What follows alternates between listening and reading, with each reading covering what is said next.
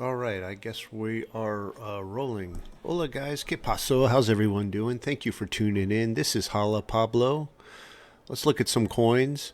We've had this is a precursor to alt season. Really, we haven't seen anything yet, and I hope some of us have made money so far in these, taking advantage of some of these momentum moves that we're seeing primarily in, we've seen them in Bitcoin up to like right shy of 100,000, that psychological level where it reached just shy of, and now is consolidating beneath it. And the $1 million question, quite literally, is or is it going to put up another leg? Are we going to breach 100 grand?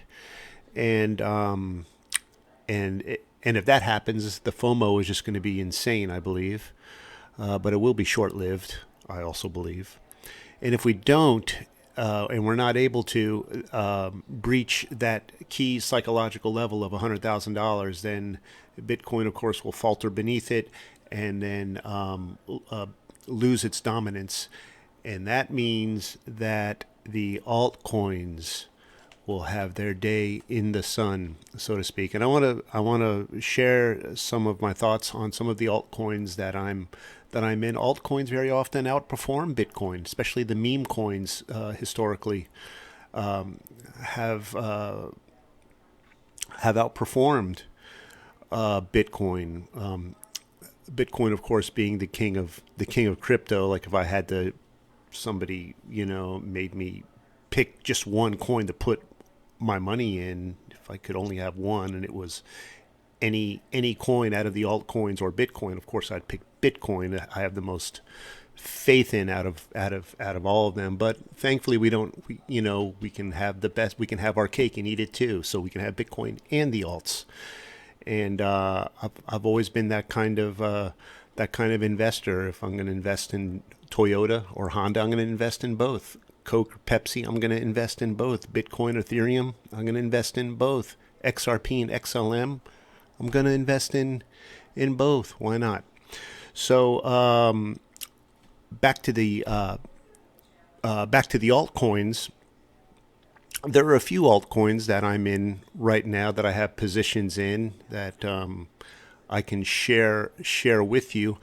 A few months ago, I did a video on EOS. I want to talk a little bit about EOS. I got trolled by a few people because EOS, what are you doing EOS for? EOS is a dead project. It's dead. Well, I happened to be doing some research on it, and I found that the almost surreptitiously the developers have been revamping the blockchain and the ecosystem to bring it up to compete with Ethereum, which was its original goal. That was the idea behind EOS was to compete with Ethereum, and in fact, EOS stood for, they joked around, Ethereum on steroids, EOS. So, and then of course, nothing came of it. It had the largest ICO in history of $4 billion in 2018, and then it just kind of fizzled out. And here we are now on the cusp of 2025, and we see EOS now, the price action forming a macro rising wedge. I'm sorry, descending wedge on the macro. And I just want to share this thing with you. Just kind of let this soak in. Like, look at this price action here, guys. This is not, I believe, a dead project at all. This is not the price action which is indicative of a dead project. Look at these tops. Now, this is a coin that opened when it had its ICO. I believe it was like $15 or something. So the upside potential on EOS is just mind blowing. It's pretty much mind blowing. It's outstanding. This is not financial advice. I'm not telling you to go buy EOS. I would never say that. I am digging in to EOS. I have been digging into EOS, and I've been enjoying this pump here. In fact, I've already let's see, I bought down here in this consolidation range. So if this is the 1, the 2, the 3, the 4, so down here at this 4 at the macro trend support line, it's already gone up And this is since like Bitcoin took off, some 134%. And I bought down here. I think I bought EOS. I have it in my records where I just started putting a couple grand in it. 54th or yeah. So I started around in the 54. So it's the top of this consolidation range up here at this trading range resistance. Right when I saw that we were starting to get volume, that's when I started to go heavy in it, and it's been a very juicy ride so far, and almost 80%. So I've enjoyed it. So now what I'm looking at is to do some kind of maybe like a wolf wave on this to start off. So if you know what wolf wave theory, let me see. Let me get a brush. So this would be the 1, and then the 2 down here, 3, the 4, or is it the other way around? This is the 1, I believe, because we're coming out of a because we're coming out of a bear market. So this so 1, 2, 3, 4, and then 5 would be down here. So the 5, let's just draw the trend line again. Sorry about that, guys. Now my trend line's not working. So just like a loose macro and micro trend of the bottoms of this wedge here, the highs and the lows. So this area here, according to wolf wave theory, this area here is the breakout, and you draw a line from the 2 through the 4, and where this intersects is where you would take profit. So that looks like, if it follows through with this sort of theory, that means it's going to mitigate, it's seeking to mitigate this macro liquidity void up here, this area. This is where I would definitely take profit. Here, somewhere up in this area, the $1.80, $1.90 area up here, and that would mitigate this macro liquidity void. See, if you take this to be the selling climax, this SC area here, and then it comes back up. This is the automatic rally, and then we had this deep kind of this decreasing price action. The secondary test was here, and then we just failed to break this this area, this resistance area, which kind of formed like the midpoint of this range as the lows continued to get lower and lower with signs of weakness. Now it's looking as though the price action is coming and seeking out to mitigate the automatic rally from back in August of 22, like 3 years ago. So if it does that, then ka-ching, that's going to be a really good payday. Remove drawings. So yeah, EOS is something that I'm looking at. And let's see what else. I'm in Stellar, Lumen, VeChain, Bitcoin Cash. Really a lot of the things, like if you look at Grayscale's portfolio, it's not rocket science, guys. I mean, you look at the blue chippers that they're into, like Solana, okay, XRP, all right, Avalanche, Stellar Lumen, Chainlink, Bitcoin Cash, Bit&Soar, Filecoin, Stacks. Stacks is one that is definitely an enterprising token. Anyone who knows anything about Stacks, Stacks is related to Bitcoin. It's one that I'm hodling along with Zcash. Anything that is related to Bitcoin, you want to pay particular attention to, I believe. Now, Stacks is tied to Bitcoin. Apps that are built on Stacks inherit all of Bitcoin's powers. They run their logic on the blockchain with smart contracts. So Bitcoin is now seen as kind of like a dinosaur as far as blockchain, like the Bitcoin is more like a store of value than actually used as a utility, like an ecosystem like Ethereum or Avalanche or Solana or whatever. But this actually apps built on stacks inherit all of Bitcoin's power, so they run their logic on the actual Bitcoin blockchain with smart contracts, and they're controlled by code instead of companies and are accessible to anyone. So yeah, aka decentralized. This enables decentralized apps to do things that regular apps can't. Now, I haven't checked the total supply of stacks, but I know that Zcash, which is also indexed, it's also related to Bitcoin as far as the code. It's written on the same code as Bitcoin, and it's got the same total supply of 21 million. Is something else that you want to look at. Anything that is affiliated or connected with Bitcoin, I am personally interested in. And of course, none of this is financial advice. I'm also in Pepe and Doge coins, and I'm as they are retracing, I'm buying the dips. So long term, I plan on holding them throughout the duration of alt season. I believe that the alts are going to melt faces this season, outperform so many other coins, and of course, Bitcoin Cash is another one I'm looking. I kind of slept on Bitcoin Cash for a while.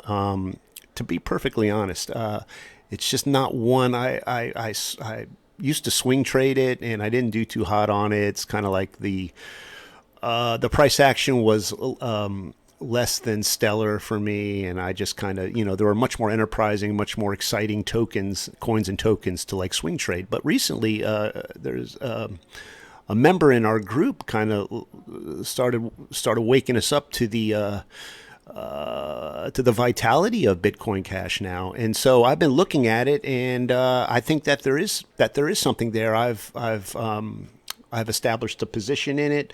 See, I bought back when it was $506. Now it's $533, and that was just a few days ago. And if you look at the Grayscale portfolio, they're also heavy in Bitcoin Cash. So there's something there, along with stacks, Bitcoin Cash. I'd like to see some Zcash in here. I haven't seen any Zcash. It doesn't mean that I don't know if this is their full portfolio, but I imagine Zcash would be also a viable asset to have. And of course, Filecoin. Filecoin is another one. Filecoin is really ramping up now. If I go to my huddle, I know there's a guy in my group, another trader who is really interested in Filecoin, as am I. And Filecoin, like I explained, just mitigated this macro liquidity void here. Remember how we were looking? We were just looking at a coin. I forget what coin it was, and it was looking at the top of this that would be the secondary test, the top of the trading range resistance. And so this is already sorted out, and it's already mitigated it. So now I imagine, and we haven't even entered really into alt season properly. So I believe this is going to retrace. It's going to establish this area as a support zone, kind of complete as it were a large cup and handle. And then from there, and it's going to seek to perhaps mitigate this next major liquidity void at $12.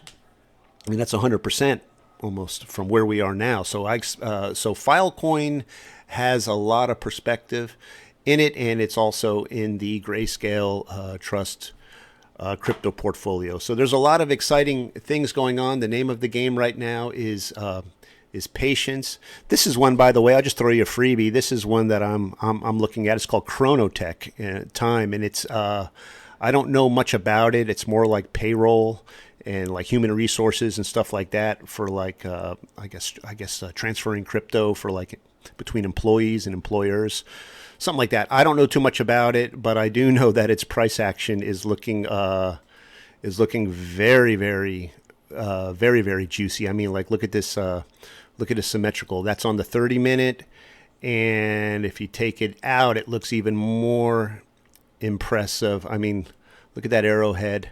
I mean, this reminds me of Bonk before Bonk just went bonkers before. Bonk just went ballistic. Remember that? That was one that I fed to my group, and Bonk shot up. Who knows how much? I mean, we rode that a while, but it was the same kind of lower highs and higher lows coming to an arrowhead with predominance of demand in the vertical bar volume. So anyway, this is time or chromo. It's a chronotech time. It's found on, like I said, I don't know much about it. I'm not pushing it. I'm not shilling it. This is just one according to the price action that I've started digging into and doing preliminaries into, and you could see from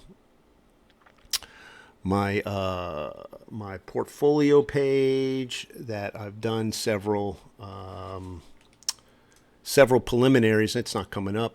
Here it is. Let's see. There's EOS. Where's time? Here's time. So I've got them. Yeah, I put about $700 in it. So anyway, and then here's my Doge. Next in line is EOS, and then VeChain, XLM, Pepe, time, and this is just what I have swinging on it. I have this much in crypto, about $7,300 right now, swinging, and then I've got about $4,800 in cash reserve just on this, and then I'll shave some of the profit off this in time and put it into my HODL bags and get them off the exchanges, off the centralized exchanges, and into, say, like a ledger or something like that. So anyway, that's about it for now. I got some stuff to do. I just wanted to kind of show you what I was doing. And oh yeah, we can look at Bitcoin real quick before I leave and see where Bitcoin's one that you always want to keep an eye on, obviously, because if at any time it can dump, it's gonna bring down a lot of these alts, and all your technical analysis will just go down the tubes. So it doesn't matter if you got rising or falling wedges or anything geometrical that's forming that you're plotting with Fibonacci's and all that. If Bitcoin crashes, it usually pulls everything else down. So you always want to have your this is the eye in the sky kind of thing.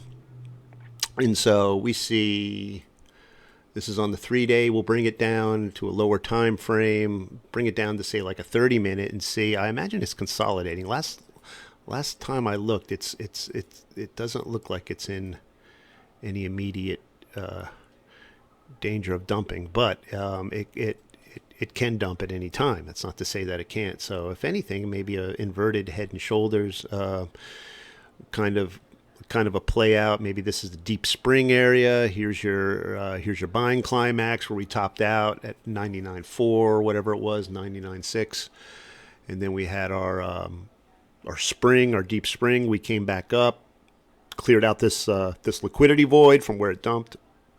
And so, yeah, it looks like it could be prepping to put another leg up. We do have predominance of supply though coming in, and the supply is growing. As you can see, these two larger than average supply bars, they're in correlation to the price as it's rising. Well, no, this would be here. So this would be okay. So the price action is falling overall right here. It's flagging kind of looks like a flag almost. And then we have supply building, but then we have both low supply and demand. So yeah, it's kind of neutral right now. No one knows. I don't have a crystal ball. No one does. But I'm not sensing any kind of immediate apprehension with Bitcoin's price action that I should be staying out of the alts. But again, that doesn't preclude anything that could happen at any time in these crazy volatile markets. So please be safe. Use stop losses and all that, and don't invest more than you can't afford to lose, and diversify and never go all in and all that, and you'll be safe, and keep your eye on Bitcoin. All right, guys, if you got anything out of this video, like, subscribe. I'd appreciate it. I'm looking to hit 1,000 subscribers shortly. I'd like to do it before the end of the year, and if that happens, then I'll start doing shorts because I know I can get I can get very long-winded on this. Maybe do some shorts. Start doing shorts of just swings that I'm in. I'll throw some choice swings out at you. Of course, the meat of everything that I do, including my buy-ins and my levels and everything, can be found on my Patreon. So if you want to take your trading up to another notch, consider joining our Patreon group. Keep it extremely affordable to differentiate myself from a lot of the signal groups that use bot signals and stuff, where you pay an exorbitant amount of money every month and for signals that potentially you'll lose your shirt on top of everything else, with them. So all of my signals are handpicked, and they're signals that they're not signals, they're just my swings that I just share with you, and you're welcome to piggyback them if you so choose. I've been extremely successful doing this since 2017, and so if you're looking to take your trading up another notch, consider joining. It's $20 a month. That's it. So, but of course, you could still profit greatly off my charts on TradingView and these free videos that I do on YouTube. All right, guys, leave a comment. Let me know what you think. Let me know what coins you're interested in. Let me know what you think about the coins that we talked about and some of the other coins on Grayscale Trust on their portfolio. Some of those coins I'm not really familiar with. Maybe you are. Maybe you can educate me, and we'd appreciate it. All right, guys, have a great day. Have a great weekend. Stay safe. We'll talk to you soon. Adios. Bye-bye.